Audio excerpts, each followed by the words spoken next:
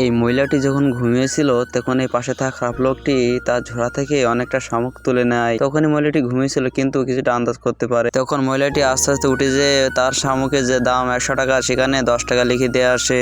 কিছুক্ষণের মধ্যে একটি কাস্টমার আসে, এসে দেখে সব শামুক মাত্র 10 টাকা। তখনই দোকানদারকে ডেকে তোলে। দোকানদার তখন উঠে বলে, বলো কি হয়েছে? তখনই সেই কাস্টমার বলে, তোমার যত শামুক আছে সব আমি নিতে চাই, আমাকে এখনই ওজন করে সব দিয়ে দাও। দোকানদার তো খুবই খুশি, কারণ তার শামুক খুব দ্রুত বিক্রি হয়ে গেছে। কিন্তু এই দুষ্ট লোকটি জানতো না যে তার সাথে কি হতে চলছে।